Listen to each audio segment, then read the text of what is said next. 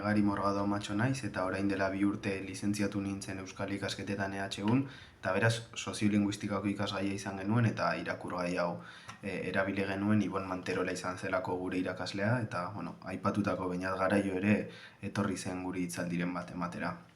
Beraz, orain jorratu duguna izan da hizkuntzaren aldakortasuna. Hau da, hizkuntzak ez dira monolitikoak, etengabe aldatzen ari dira, eta hainbat aldagaik eragiten diote aldakortasun hori.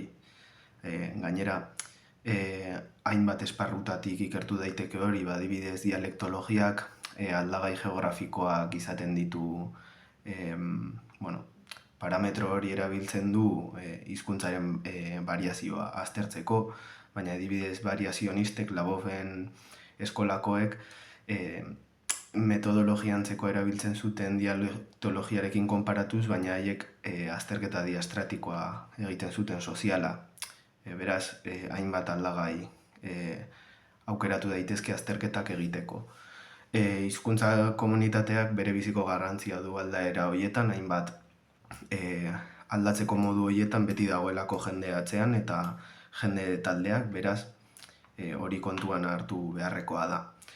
Hainbat motatako hizkuntza aldaera dago, izan daiteke aipatutako dialektoak eta soziolektoak, aldaera diafasikoak ere, hau da, testuinguruaren araberakoak, erregistroarekin lotzen direnak, zainduagoa, formala edo laxoagoa, eta beste bat da, adibidez, idiolektoa, eta horrek egiten dio referentzia norberaren hizkera propioari, ez bakarrik dialektoari, baizik eta bere erabilera ohiturei edo bere hizkuntza erabilera ohiturei.